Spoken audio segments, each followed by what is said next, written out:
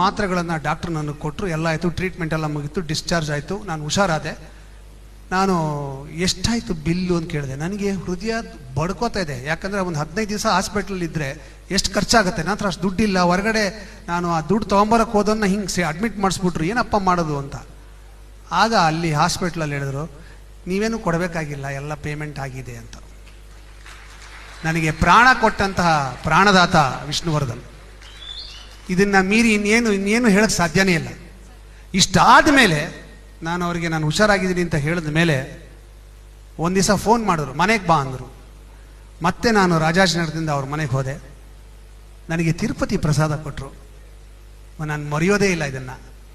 ಅವ್ರು ನನಗೆ ಹೇಳಿದ್ದು, ನೀನು ಹುಷಾರಾದ್ಯಲ್ಲ, ಹರಿಸ್ಕೊಂಡಿದ್ದೆ ತಿರುಪತಿ ತಿಮ್ಮಪ್ಪನಿಗೆ, ನೀನು ಹೆಸರಲ್ಲಿ ಪೂಜೆ ಮಾಡಿಸ್ತೀನಿ ಅಂತ ಮಾಡಿಸ್ಕೊಂಡು ಬಂದೀನಿ, ಈ ಪ್ರಸಾದ ತಗೋ ನಿನಗೆ ಅಂತ ಕೊಟ್ಟರು.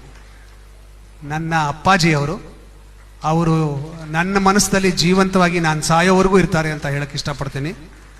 ಅವರ ನೆನಪಿಗಾಗಿ ಇಂಥ ಅದ್ಧೂರಿಯಾದಂಥ ಕಾರ್ಯಕ್ರಮದಲ್ಲಿ ನನಗೆ ನಿಂತು ಒಂದೆರಡು ಮಾತಾಡೋದಕ್ಕೆ, ಅವ್ರ ಬಗ್ಗೆ